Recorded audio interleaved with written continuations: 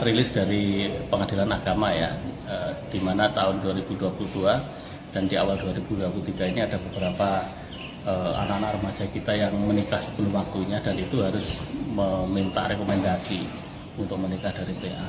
Yang cukup mengejutkan bagi kami adalah bahwa di antara anak-anak yang meminta dispensasi itu karena sudah ada kejadian sebelumnya gitu ya, hamil katakanlah gitu ya. Dan ini terus terang kami sampai hari ini juga belum memperoleh data resminya dari Pengadilan Agama, dan kami akan koordinasi. Tetapi apapun itu, ketika ada satu kasus pun itu sudah menjadi atensi kita, apalagi kalau kita melihat di berita itu sudah ada beberapa kasus gitu, Mas. 2023 ini diawali dengan 7 perkara dan semuanya saya kabulkan karena semuanya itu sudah memenuhi unsur mendesak dalam pasal 7 dispensasi kawin. 7 perkara. Mereka sudah hamil semua. Hamil duluan, bahkan ada yang sudah melahirkan di bulan November. Anak sekolah juga. Anak sekolah. Sekolahnya itu kelas, tadi ada yang kelas 2 SMA dan ada yang kelas 2 SMP. Rata-rata wanita yang hamil di luar nikah, kalau misalkan melahirkan, nggak akan lebih dari 5 jam, nggak akan lebih. Sangat mudah orang yang hamil di luar nikah untuk melahirkan. Kenapa? Kata Rasulullah SAW, Allah cabut keberkahan jihadnya. Karena melahirkan itu jihad, maka kemudian dicabut kenikmatan jihadnya, maka ketika melahirkan mudah itu. Boleh nggak sih anak yang lahir dari hasil zina itu nanti dinisbatkan kepada ayah biologisnya? Kata Nabi SAW di hadis Bukhari, al-waladu li sahibil firash. Anak yang lahir hasil zina itu nanti dinisbatkan nasabnya kepada ibunya, si pemilik ranjang. Dalam hal ini anak hasil zina 4. 1, tidak boleh dinasabkan kepada bapak biologisnya. Yang kedua, anak hasil zina itu hanya boleh dinasabkan kepada ibunya, si pemilik ranjang. Yang ketiga, anak hasil zina tidak boleh saling mewarisi.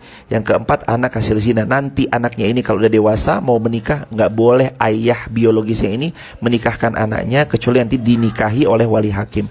Ini saking kejam dan kejinya zina ya. Semoga kita semua dan keluarga besar kita semua terhindar dari perbuatan zina. Wal'iyazubillah. Kalau ada anak perempuan berzina dengan anak laki-laki, hamil dia, baik 1 bulan, 2 bulan, 3 bulan, 4 bulan, 5 bulan, 6 bulan, 7 bulan, 9 bulan, tak ditengok bulannya, asalkan dia sudah hamil, dinikahkan, maka menurut mazhab Syafi'i nikahnya sah.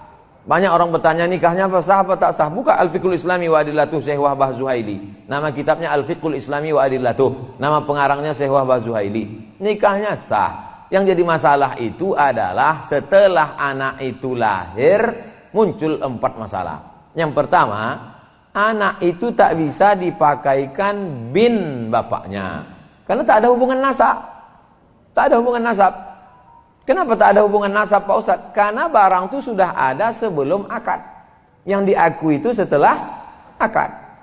Yang kedua, lahirlah anak itu perempuan. Lahir anak hasil perbuatan ini perempuan. Lalu kemudian si bapak ini tak bisa menikahkannya jadi wali. Karena yang jadi wali itu kan yang ada hubungan nasab. Dia tak ada hubungan nasab, maka tak bisa dia jadi wali. Walinya siapa?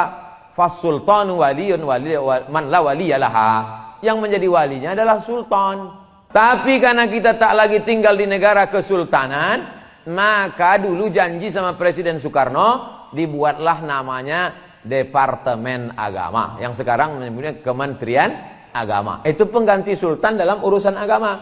Yang ketiga, meninggal si bapak ini, anak itu tak dapat warisan karena mereka tak ada hubungan nasab. Yang keempat, lahir anak pertama misal laki-laki, setelah itu lahir pula adiknya perempuan.